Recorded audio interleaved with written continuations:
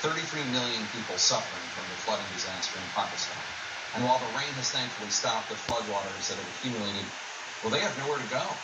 Main roads now turned into swollen rivers make it nearly impossible for aid to get to those who need it most desperately. CNN's Clarissa Ward reports from one of the hardest hit provinces in southeast Pakistan. The rains have stopped in Sindh province, but the waters are not subsiding.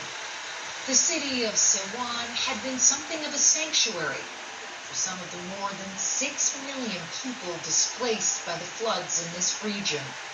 Now the main highway has become a waterway. Smaller roads into the city are choked with traffic.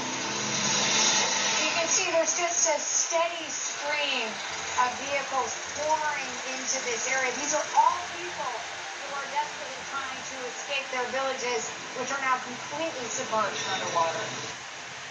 Pakistan is responsible for less than 1% of the world's emissions, but it is paying a stiff price for global warming. Heavy monsoon rains and melting glaciers have left nearly a third of this country underwater, wiping out villages like Seta. When the floods hit, residents carried whatever they could save to a narrow strip of land by the roadside. So this is how you're living now. Inam Sejal has been living in a makeshift shelter for over a week. There's no gas to cook what little food they have left.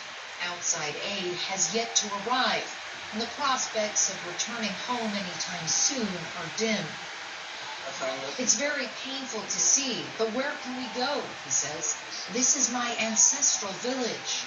A few miles down the road, locals are racing to stay ahead of the relentless waters. The government let them sand to make sandbags, but little other assistance, overstretched by the unprecedented scale of the crisis. So just so I understand, you are building up these dikes to try to stop that water from completely destroying your village.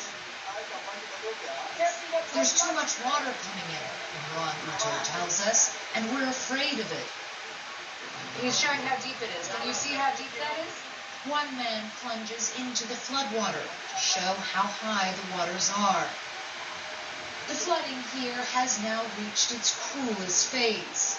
The days no longer bring rain, but nor do they bring relief. And for the many who have lost everything, there is nothing to do but wait.